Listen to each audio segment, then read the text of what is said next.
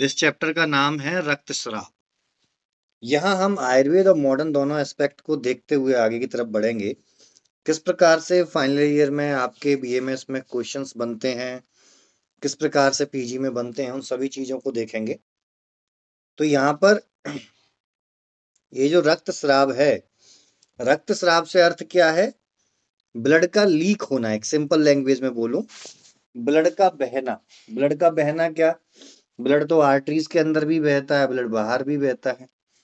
तो जो हमारी आर्टरीज से हटके जो है बाहर निकल के, यानी अपने मूल स्थान को छोड़ करके जब रक्त आता है, तो उस चीज को हम बोलते हैं रक्तस्राव। रक्तस्राव, इसके बारे में आचार्य भागवत जी ने ये बोला है, यहां तक बोल चुके हैं वो कि अति श्रुतौ, उन्होंने एक श्लोक बोला है, अति श्रुतौ। जब हम सुबह भागवत संहिता पढ़ रहे हैं, तो जब हम सूत्र स्थान के 27 चैप्टर पे जाएंगे, तो वहां ये चीज हम वहां पे भी देखेंगे। तो उन्होंने बोला है अति श्रुतौ, श्रुतौ तू मृत्यु। इसका अर्थ क्या है कि जब बहुत ज्यादा मात्रा में, जब बहुत ज्यादा मात्रा में ब्लड का स्राव हो जाता है, तब व्यक्ति की मृत्यु तक हो जाती है। कितना इंपॉर्टेंस इसको दिया गया है, इस कोटेशन से ही हमें पता चल जाता है कि भागवत जी ने सूत्र स्थान में 27 चैप्टर में इसके बारे में बोला है। 27/22, ये 22 श्लोक में बोला है। आप चाहें तो इस कोटेशन को भागवत संहिता में देख सकते हैं। अदरवाइज मॉर्निंग की संहिता की क्लास में मैं इसको डिस्कस करूंगा जब हम 27 चैप्टर पर जाएंगे। तो इतना इंपॉर्टेंट है, मतलब हमें रक्त की रक्षा करके चलनी है। क्यों? क्योंकि हमें अपना जीवन बचाना है, तो हमें रक्त की रक्षा करके चलनी है। तो इसको हम, अब क्वेश्चन पेपर में यदि आता है, आपका क्वेश्चन क्या पेपर में आएगा आपका कि रक्तस्राव क्या है, रक्तस्राव क्या है, इसकी महत्ता बतलाते हुए, इसका इंपॉर्टेंस बताते हुए, इसके भेदों का वर्णन करें। ये इसका एक मीडियम लॉन्ग क्वेश्चन इसका बन सकता है। और यदि लॉन्ग क्वेश्चन और करना चाहेंगे तो साथ में इसको रोकने के उपाय भी वो पूछेंगे। अब हमको इसको लिखना कैसे होता है, लिखने के मेथड हमेशा देखिए। देखो, नंबर्स चाहिए आपको अपने एग्जाम में, तो आपको मेथड आने चाहिए लिखने के। आप सबसे पहले क्या करेंगे, आप यहाँ रक्तस्राव डालेंगे, सेंटर पे हेडिंग होगी रक्तस्राव। रक्तस्राव सेंटर पे आपने हेडिंग डाली, यहां आप क्या डालेंगे, उसकी डेफिनेशन या परिभाषा करके जो भी आप लिखेंगे। डेफिनेशन में कोशिश करिए कोई सा भी रक्त का एक, कोई सा भी रक्त का एक कोटेशन, छोटा सा कोटेशन श्लोक वाइज आप डाल दीजिए। उसके बाद उसका एक्सप्लेनेशन कर दीजिए। एक्सप्लेनेशन को कैसे लिखेंगे, वक्तव्य, वक्तव्य करके आप लिख सकते हो, या परिभाषित रूप करके आप उसकी हेडिंग बना के लिख सकते हो। तो आप इसमें ये भी लिख सकते हो जो हमारे आचार्य सुश्रुत जी ने बोला है इसके बारे में, देहस्य, देहस्य रुधिरम मूलम। जैसा कि मैंने अभी जस्ट आपको बोला कि भागवत जी ने जब इसको बोला है कि भाई अगर ये शरीर से निकल गया, इसकी जरूरत से ज्यादा शरीर में हानि हो गई, तो हमारी मृत्यु तक हो सकती है, मृत्यु के दरवाजे पर पहुंच सकते हैं। तो यही इसी चीज को दूसरे शब्दों में यहां तक बोल दिया हमारे आचार्य सुश्रुत जी ने कि देहस्य रुद्रम, देहस्य रुद्रम मूलम। हमारे शरीर का, यानी हमारी देह का मूल आधार, मूल कारण रुधिर ही है। जो भी इस शरीर में अन्य धातुओं तक, अन्य टिश्युओं तक, अन्य ऑर्गन्स तक, इवन बॉडी के किसी भी पार्ट में कोई सा भी न्यूट्रिटिव सप्लीमेंट जाना है, वो रक्त के बिना नहीं जा पाएगा। तो अगर मैं कहूं ब्लड को कि ब्लड क्या है तो ब्लड हमारा एक तरीके से ट्रांसपोर्टेशन व्हीकल है। ट्रांसपोर्टेशन व्हीकल मान लीजिए इसको, कि जो भी आना है, जो भी पोषक तत्व तो इसी से होकर के बॉडी के अन्य ऑर्गन्स तक पहुंच पाएंगे। अब यदि इसी का ही क्षरण हो जाए, यही शरीर में कम मात्रा में रहे तो फिर क्या, या इसका सर्कुलेशन बाध्य हो जाए, किसी ऑर्गन पर जा ना पाए, जिसके बारे में पहले भी आपको बता चुका हूं कि एक ब्लड वेसल है, ब्लड वेसल के अंदर एक प्लेक बन गया और यहाँ से ब्लड फ्लो हो रहा है और यहाँ ब्लड नहीं जा रहा है, तो ये जो हिस्सा होने वाला है, ये जो हिस्सा है वो फ्यूचर में श्रिंक होकर के डेड हो जाएगा। नेक्रोसिस यहाँ डेवलप हो सकती है, नेक्रोसिस डेवलप हो सकती है। और नेक्रोसिस कहाँ डेवलप होती है, इसका एक नॉर्मल सा पॉइंट, एक कार्डिनल पॉइंट ही मान लीजिए, जहां पर ऑक्सीजन का सप्लाई रुक जाता है। और ऑक्सीजन हमारी बॉडी में किसके साथ जाती है, हीमोग्लोबिन के साथ ऑक्सीजन जुड़ती है।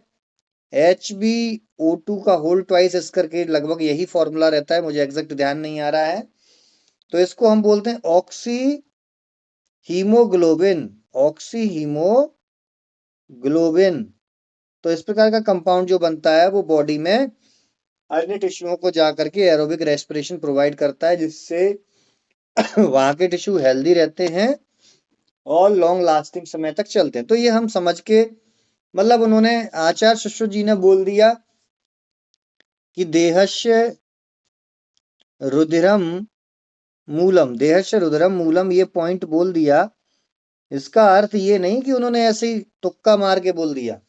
जो मैं आपको आज बता रहा हूं, साथ में जो हमारे मॉडर्न साइंस ने रिसर्च की है, वो जो जितनी भी रिसर्च की है हमारे मॉडर्न साइंस ने, उन सारी मॉडर्न साइंस, जैसे इसके थ्रू ऑक्सीजन की सप्लाई होती है, इसके थ्रू न्यूट्रिशन सप्लीमेंट की सप्लाई होती है, ये हमारी बॉडी को स्ट्रेंथ देता है, हमारी बॉडी को न्यूट्रिशन देता है, हमारा ट्रांसपोर्ट व्हीकल है। ये सारे पॉइंट्स जो आज हम पढ़ते हैं, रक्त में इम्यूनिटी पावर रहती है। इम्यूनिटी पावर कैसे, एंटीजेंस हमारे किसके ऊपर रहती हैं, हमारी आरबीसीज की लेयर के ऊपर रहती हैं।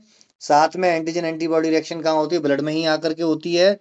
ये सारी चीजों को देख करके ही हमारे आचार्य सुश्रुत, आचार्य भागवत, आचार्य चरक, जितने भी आचार्य हुए हैं, सभी ने अपने अपने शब्दों में इसकी महत्वता को प्रतिपादित किया था, प्रतिपादित किया था। किसी ने बोला रुद्रदेव धार्यते तस्माद् दिन संरक्षस्य रक्तम जीव इति स्थिति। ये जो कोटेशन में बोल रहा हूं, रुद्रेणैव धार्यते तस्मादनयत्न संरक्षम रक्तम जीव इति स्थिति, ये सुश्रुत सूत्र स्थान में 14/15 श्लोक में क्लियर कट कह रहे हैं आचार्य सुश्रुत कि रक्त में प्राण है, रक्त में प्राण है। मतलब रुधिर हमारी बॉडी का धारण करता है, हमारे शरीर को जीवित रखने का कार्य करता है। हमने पढ़ा है ना सप्त धातुओं के कर्म, तुष्टि पुष्टि, है ना, धारण, इस प्रकार से पढ़े हैं। तो ये पुष्टि पोषण का कार्य, तुष्टि कार्य, अन्य कर्मों को जो करने वाले क्या हैं, रस रक्त मांस में दस्ती में शुक्र, और यहाँ तक ये सारी चीजों को पहुंचाने वाला क्या है, हमारा रक्त। अगर इसकी रक्षा नहीं की, तस्माद यत्नेन संरक्षम रक्तम जीव इति स्थिति, इसकी यदि रक्षा नहीं की तो जीव जिस स्थिति में है, मतलब स्वस्थ है, अभी जीवित है, वो मृत्यु या मृत कहलाएगा। तो क्या करना है, जब भी बॉडी से ब्लीडिंग हो, हमें इस कंडीशन को इमरजेंसी मान लेना है। यहीं से चीजें क्लियर हो जाती हैं कि इमरजेंसी कंडीशन क्या होती है, कि यहां से हमें इमरजेंसी मान लेना है और पेशेंट को तुरंत अटेंशन देना है, तुरंत अटेंशन पेशेंट पर देना है। और सबसे पहले इस ब्लड की लीकिंग को या ब्लड के ऊज को रोकने का कार्य करना है। फिर बाद में आप चीजों को पता करते रहिए, डायग्नोसिस बनाते रहिए कि भाई यार ये किसकी वजह से हुआ, ये अल्सर की वजह से हुआ, या कहीं कोई एब्रेजन आ गया है, या फिर कोई चोट लगी है एक्सीडेंटली। इन चीजों को बाद में देखिए, पहले सबसे पहले उस व्यक्ति के लाइफ को सेव करना होता है। यही उद्देश्य चिकित्सक का होता है। आचार्य सुश्रुत आगे चल के बोले हैं कि जब इमरजेंसी कंडीशन आपके सामने हो तो कोशिश करें कि सारे सिद्धांतों को भूल जाइए, सबसे पहले उस इमरजेंसी कंडीशन पे आपको जोर देना है। अब इसके बाद क्या आता है, इसके बाद आता है कि एक सिंपल सी डेफिनेशन इसकी, जो मैंने जस्ट अभी आपको स्टार्टिंग में अभी बताई कि रक्तस्राव आप किसको कहेंगे, हीमरेज क्या कहलाएगा, व्हाट इज हीमरेज, व्हाट इज हीमरेज, तो क्या कहलाएगा ये। इसको सिंपली भाषा में जस्ट मैंने आपको ये बताया था कि रक्त वाहिनियों में, रक्त वाहिनी क्या होती है, ब्लड वेसल्स, ये कितने प्रकार की होती हैं, मोटा मोटा देखें तो आर्टरी, वेन्स और कैपिलरी। हालांकि वेन्स का वेन्यूल में भी, वेन्यूल्स भी होती हैं, आर्ट्रियोल्स भी होती है, इस प्रकार से कई होते हैं, लेकिन ये मेन है आर्टरी, वेन्स एंड कैपिलरीज। इनके थ्रू जहां भी रक्तस्राव होगा, इनसे बाहर निकलेगा, ये ब्लड वेसल से अगर बाहर ब्लड निकल जाएगा, इसके अंदर जो रक्त बह रहा है, ये रक्त यदि बाहर निकलने लगेगा, ऊज होने लगेगा, तो that is called haemorrhage. Haemorrhage समझ में आ रहा है ना, कोई अभी डाउट,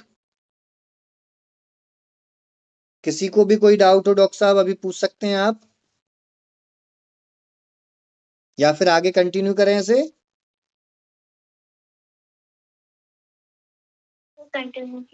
चलिए, तो इसे हीमरेज बोलते हैं। तो डेफिनेशन इसको शॉर्ट में आप कर सकते हैं, और जैसे आपको यदि लॉन्ग क्वेश्चन आता है, इसको आप इलेबोरेट करना सीखिए। इलेबोरेट कैसे करेंगे कि रक्त का, रक्त वाहिनियों में से बाहर निकल जाना रक्तस्राव कहलाता है। हमारी बॉडी में कई प्रकार की ब्लड वेसल्स यानी रक्त वाहिनियां होती हैं।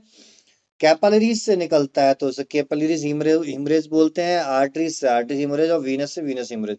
ऐसे करके 4-5 लाइंस आप एक्स्ट्रा बढ़ा सकते हैं, अपने क्वेश्चन को लॉन्ग कर सकते हैं। और किसी भी पुस्तक में देखेंगे तो वो कंसेप्ट को इसी प्रकार से खींचा जाता है। अब ये होता कितने प्रकार का है, इसके टाइप क्या है, हीमरेज के टाइप क्या हैं। हीमरेज के टाइप जो हैं, उन टाइप्स को हम डिस्कस करते हैं। हीमरेज मोस्टली 2 प्रकार का होता है, मोटा मोटा हम लेकर के चले। फर्स्ट जो होता है हमारा एक्सटर्नल, दूसरा होता है हमारा इंटरनल। अब आप कंफ्यूजन में पड़ गए होंगे कि एक्सटर्नल हीमरेज, चलो समझ में आ गया हमें कि अभी सर ने बोला कि ब्लड वेसल्स के बाहर जब रक्त का स्राव होने लगता है तो उसे रक्तस्राव कहते हैं। लेकिन ये आभ्यंतर वाला क्या रट्टा आ गया, ये इंटरनल हीमरेज वाला रट्टा क्या आ गया, आभ्यंतर रक्तस्राव का क्या आ गया कि ब्लड वेसल्स के अंदर भी लीकेज हो जाएगा। ये ब्लड वेसल्स के अंदर लीकेज होगा कहां से, ब्लड वेसल्स के अंदर तो रक्त अपनी खुली अवस्था में घूम रहा है, ब्लड वेसल्स के अंदर तो कोई भी आवरण नहीं है। तो इसको सिंपली जो समझेंगे, सिंपली समझने के लिए जो है, ये हमारा बॉडी है,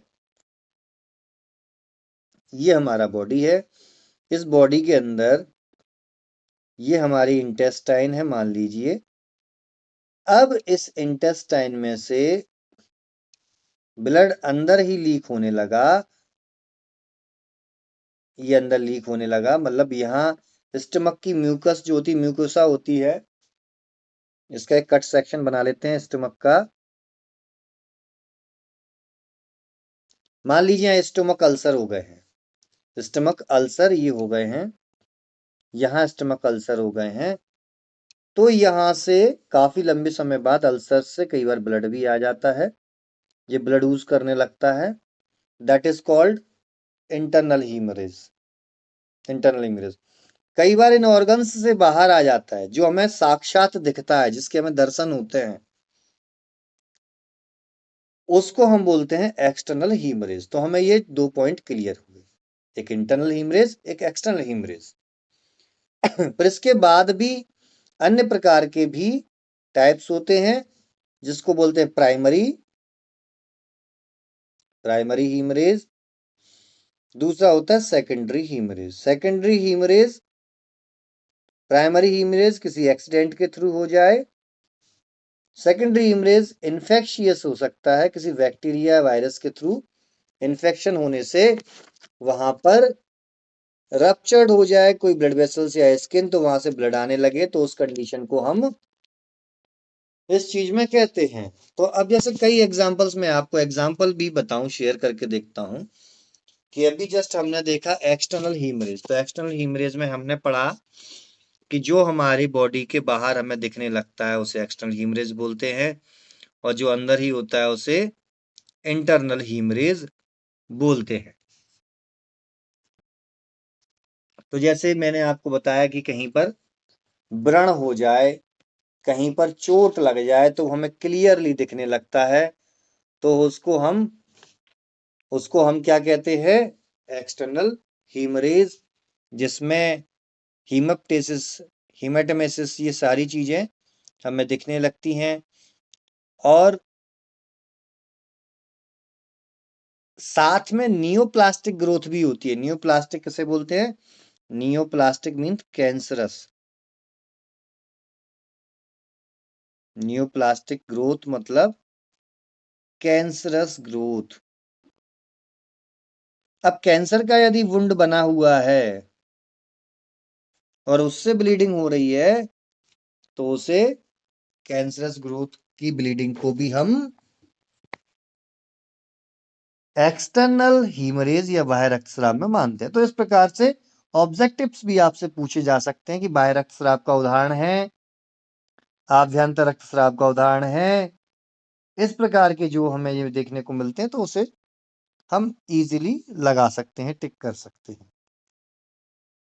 फिर हमारा प्राइमरी हीमरेज आता है। प्राइमरी हीमरेज आता है, उस प्राइमरी हीमरेज को हम क्या बोला था हमने? किसी चोट की वजह से। प्राइमरी हीमरेज को हमने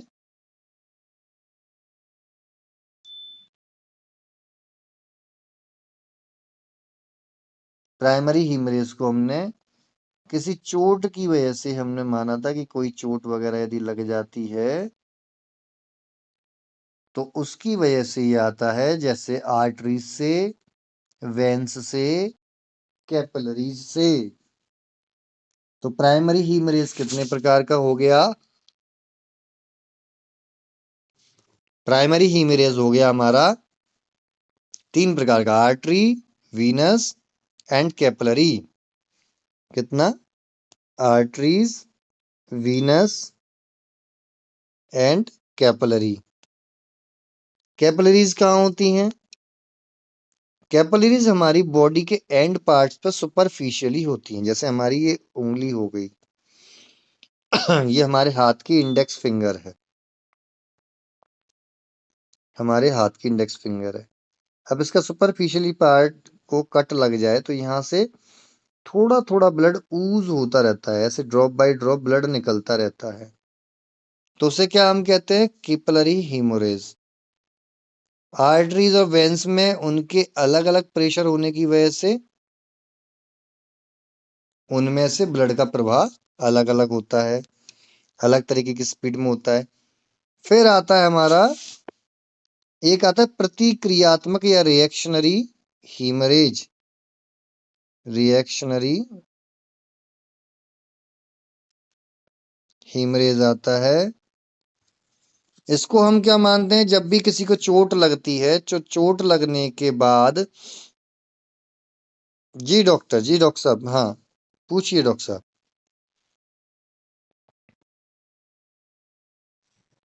सर गलती से हो गया। जी अच्छा अच्छा अच्छा अच्छा, जी गलती से, कोई दिक्कत नहीं। कोई भी डाउट हो तो पूछ लीजिए कीजिए, है ना। अब हम रिएक्शनरी हीमोरेज पर देख रहे हैं। रिएक्शनरी हीमोरेज क्या है? यदि किसी को चोट लगने पर, एक्सीडेंट या किसी भी चीज से, चाकू से या किसी भी चीज से चोट लगने पर 24 से 48 घंटे के बाद यदि ब्लीडिंग होती है उस स्थान से ब्लीडिंग यदि होती है, देखो इंस्टेंटली ब्लीडिंग होगी, that is called primary haemorrhage. Instantly bleeding होने के बाद यदि वो बंद हो जाती है, फिर 24 से 48 घंटे बाद फिर से ब्लीडिंग हो रही है, किस वजह से हो सकता है? उसमें जो हमने बैंडेजिंग की वो ढीली पड़ गई हो, या फिर वहां का ब्लड प्रेशर बढ़ गया हो, उसकी वजह से भी ब्लीडिंग स्टार्ट हो जाती है। तो डेथ इज कॉल्ड रिएक्शनरी, यानी किसी रिएक्शन के थ्रू यहां से ब्लीडिंग स्टार्ट हुई है। एंड थर्ड पॉइंट जो था, मैं कह रहा था सेकेंडरी हीमरेज। उस सेकेंडरी हीमरेज में क्या होता है? ये बहुत सिंपल सा है। पहले मैं फिर से रिवाइज करा दूं आपको प्राइमरी रिएक्शनरी। मैं गया बाइक से, बाइक चलाते हुए, मैं जब बाइक से थोड़ा गिर गया, गिरने के बाद मुझे चोट आई, मेरे घुटने में चोट आ गई, मेरे नी जॉइंट पर चोट आई, और वहां से ब्लड इंस्टेंटली स्टार्ट हो गया। ठीक भाई, दैट इज कॉल्ड प्राइमरी हीमरेज। अब मैं गया समीपस्थ किसी डॉक्टर के पास, मैंने कहा डॉक्टर साहब मेरे घुटने में चोट आई है, मैं अभी बाइक से गिर गया हूँ मेरे इसको आप बैंडेजिंग कर दीजिए, या जो भी आपको ठीक लगे वो कर दीजिए। उन्होंने देखा, उन्होंने कहा सुचरिंग लेने की जरूरत नहीं है, ओनली बैंडेजिंग से काम चले। उन्होंने बैंडेज बांध दिया, या गॉस पीस लगा करके मेरी मलहम पट्टी उन्होंने कर दी। अब मैं आ गया घर पे, आ गया। अब रात को सोया मैं। रात को सोने पे क्या होता है? एंटीजन एंटीबॉडी रिएक्शन होगी, वहां पे स्वेलिंग आएगी। स्वेलिंग आई। अब उसके बाद मैंने अपने पैर को जब सुबह मूव किया, तो जब एंटीजन एंटीबॉडी रिएक्शन होती है तो उस स्थान पर ब्लड बहुत ज्यादा होता है, मैं आपको बता दूं, जिसकी वजह से वहां स्वेलिंग क्रिएट होती है। ब्लड फ्लो इसलिए ज्यादा होता है क्योंकि वहां के घाव को भरने के लिए बॉडी का ऐसा एक प्रतिक्रिया होती है, बॉडी की ऐसी रिएक्शन होती है कि वो तुरंत वहां पर उस घाव को हील करने के लिए कार्य करना शुरू कर देती है, इसलिए ब्लड फ्लो बढ़ जाता है। क्योंकि कोई भी बॉडी का पार्ट कट हो जाए या कुछ भी हो जाए, वहां पर हाईली न्यूट्रिशन चाहिए होता है, और वो किसके थ्रू जाता है? हमारे ब्लड के थ्रू, इसलिए वहां ब्लड फ्लो बहुत ज्यादा बढ़ जाता है।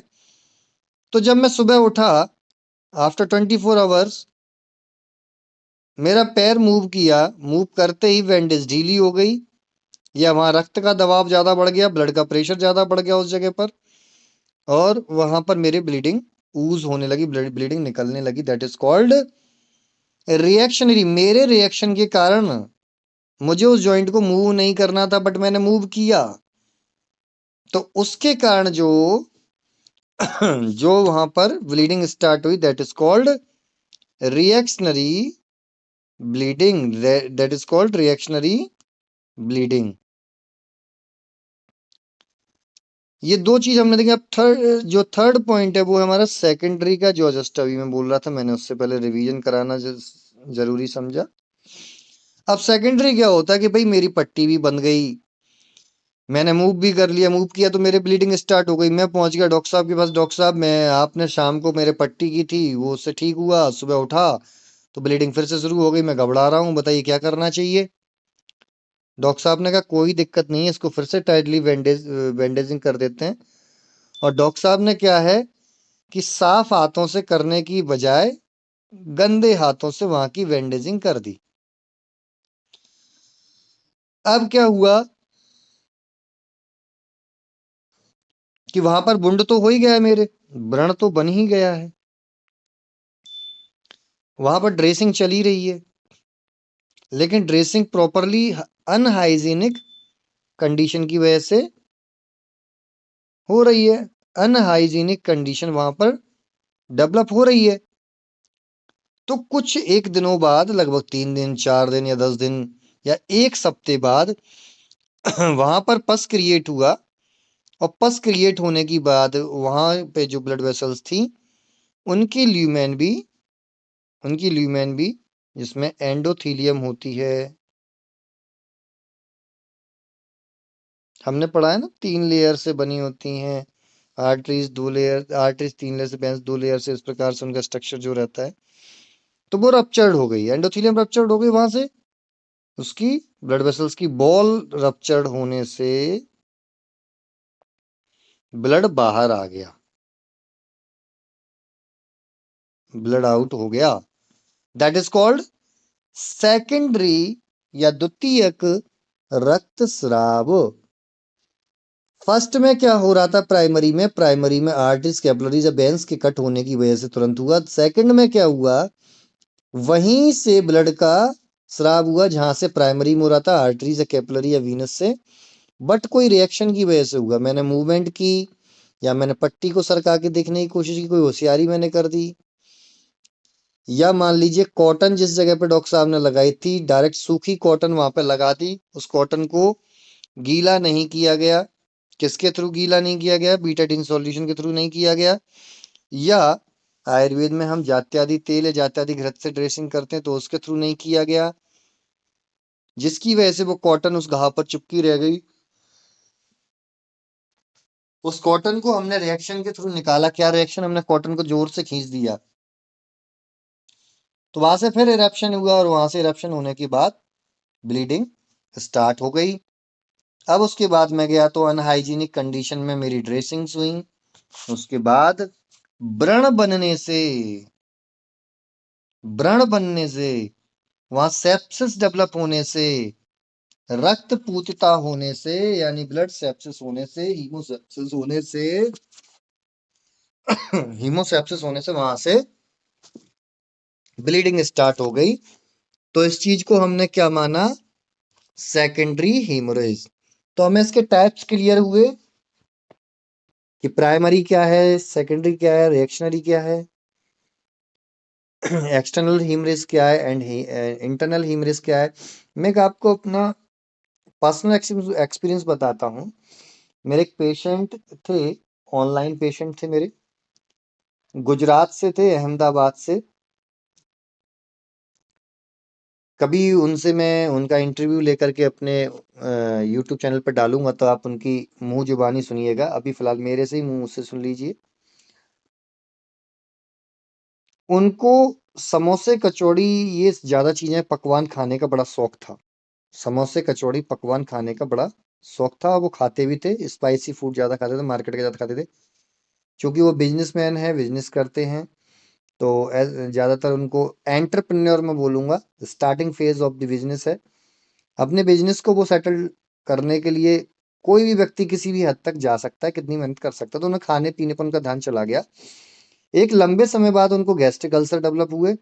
उनको ये पता ही नहीं चला कि गैस्ट्रिक अल्सर उनको हो गए हैं। वो हाइपर एसिडिटी मानते चले गए, और एलोपैथिक मेडिसिन किसी डॉक्टर से लिया उन्होंने, एसिलॉक किसी ने दिया, रेनिटिडिन दिया, किसी ने कुछ भी दे दिया, जो कि एंटा एसिड था, पीपीआई ब्लॉकर, जो प्रोटॉन पंप इनहिबिटर्स जिन्हें बोलते हैं, वो उन्होंने दी है। और भाई उसके थ्रू वो मजे से आराम से करते रहे। बट हुआ क्या कि डायग्नोसिस बनाने की कोशिश किसी ने नहीं की, और अचानक उनको बैठे बिठाए मुंह में एकदम कुल्ला आता है, मुंह के अंदर पानी सा आता है। जब वो थूकने जाते हैं तो वो पानी सा नहीं था, बल्कि लार के साथ अच्छा खासा ब्लड का अमाउंट उनको आता है।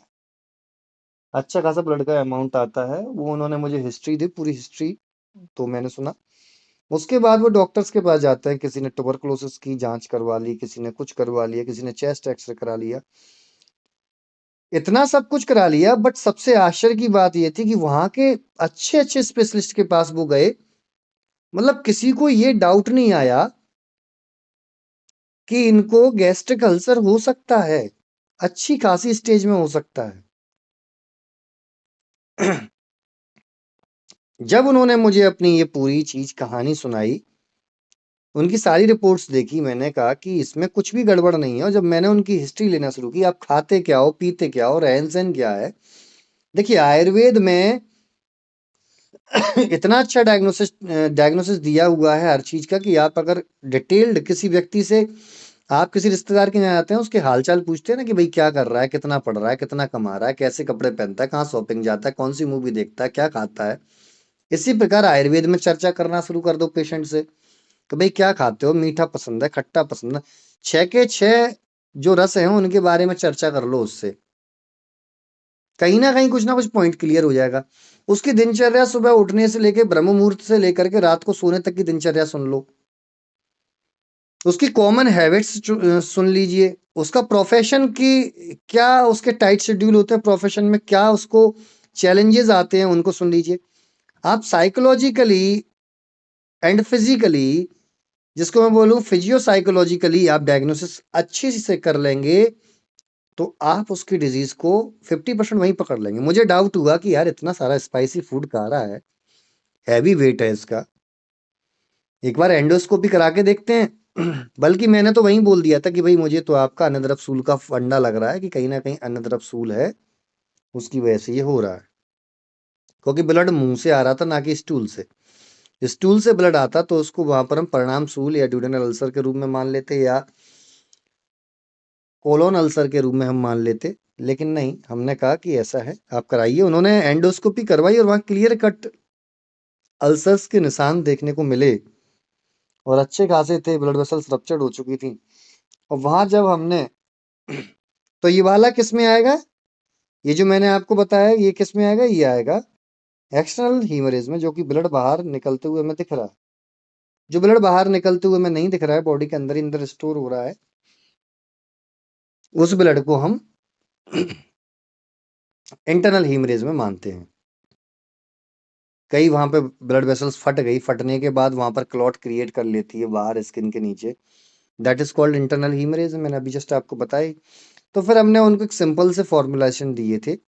फॉर्मुलेशन में हमने उनको क्या दिया था, मुलेठी चूर्ण दिया था, उसके साथ में हमने लघु सूत्से का रस दिया, प्रवाल पिष्टी हमने उनको दी, ये तीनों चीजों का कॉम्बिनेशन हमने उनको दिया। उसके बाद हमने अविपत्ति कर चूर्ण को 3-3 ग्राम की मात्रा में सुबह शाम लेने को बोला। खाना खाने से पहले हमने गाय का घृत खाने के लिए बोला, ताकि बेस्ट हीलिंग होने लगे गाय घृत से। और इन चीजों को फॉलो करवाने के बाद जो रिजल्ट आए, वो रिजल्ट हमें 10 दिन के अंदर ही मिल गए। जिस ब्लीडिंग को कोई रोक नहीं पा रहा था, वो पिछले 3 दिन के अंदर बहुत शानदार तरीके से रुकी। 10 दिन में उनको जलन वगैरह ये सारी समस्याओं में आराम मिला, और फिर जा करके वो कंप्लीटली अब ठीक है। तो ऐसे पेशेंट्स को आप देखेंगे और इस प्रकार से आप डायग्नोसिस यदि बनाने का प्रयास करेंगे, देखो समय लगता है चीजों को सीखने में, मकान को खड़ा होने में, अपनी स्वयं की रेपुटेशन बनाने में समय लगता है। तो कैरियर बनाने में जल्दबाजी किस चीज की। अभी आप इस फेज में हैं कि इस तरीके से डायग्नोसिस अभी से बनाने लगेंगे, तो कल को आप मुझे सिखाना शुरू कर देंगे, मैं आपसे कोचिंग लेने आऊंगा, क्योंकि आप फ्री माइंडेड हैं, एक्सपोजर है आपके पास। आप जाइए, हर किसी से बात की चर्चा कीजिए, दिनचर्या को समझने की कोशिश कीजिए। तो ये हमारी डायग्नोसिस का तरीका होना चाहिए। यदि ये हमारा डायग्नोसिस का तरीका होता है, तो हम बहुत कुछ अच्छा कर पाते हैं। तो यहाँ हमने ये सारी चीजें देखी कि आभ्यंतर जो होता है हमारी ब्लड वेसल्स में, किसी भी स्ट्रक्चर में, ऑर्गन में विदीर्ण होने से, वास्कुलर डिसऑर्डर होने से, यानी जैसे हीमोफीलिया वगैरह ये कंडीशन होती है, वो होने से, इन्फ्लामेशन बॉडी के अंदर होने से, कोई नई ग्रोथ होने की वजह से भी जो इंटरनल हीमरेज होता है वो देखने को मिलता है। अष्टांग संग्रह उत्तर तंत्र में इसके बारे में लिखा है, तंत्रांत्र लोहितम शीत पादोच्छ्वास करानाम रक्तांशम पांडुवदनमाद्व च विवर्जेत। ये मैं सिर्फ बोलने के लिए कोटेशन बोल रहा हूँ, बाकी आपको माइंड पे नहीं लेनी है। इससे ना तो पीजी में पूछा गया है, ना ही इससे कॉम्पिटिटिव एग्जाम में आप वो सॉरी एकेडमिक क्वेश्चंस एग्जाम में आपसे पूछा जाता है। किसी व्यक्ति को अगर इंटेस्टाइन से, लार्ज इंटेस्टाइन से या लोअर इंटेस्टाइन जिसको मैं बोल दूं, ब्लीडिंग हो रही है, तो आप मुझे जवाब दीजिएगा, बताइए कि उस ब्लीडिंग का आपको पता कैसे चलेगा। अगर किसी व्यक्ति को लोअर इंटेस्टाइन से या लार्ज इंटेस्टाइन से ब्लीडिंग हो रही है तो उस ब्लीडिंग के बारे में आप जानकारी आपको कैसे लगेगी? कोई आइडिया किसी को? देखिए, मुंह से यदि ब्लड आ रहा है, दो प्रकार का होता है, एक हीमेटेमेसिस यानी रक्त बमन, एक हीमोप्टाइसिस। हीमोप्टाइसिस कफ के साथ हल्का सा ब्लड आना, हीमेटेमेसिस सीधा उल्टी होना, जो जस्ट अभी मैंने एग्जांपल दिया। और यदि किसी को लोअर इंटेस्टाइन में यदि ब्लीडिंग हो रही है, कोलोन में हो रही है, तो मेलेना की कंडीशन बनेगी। लैट्रिन के साथ या स्टूल के साथ ब्लड आएगा, वो भी ब्लैकिश कलर का, ना कि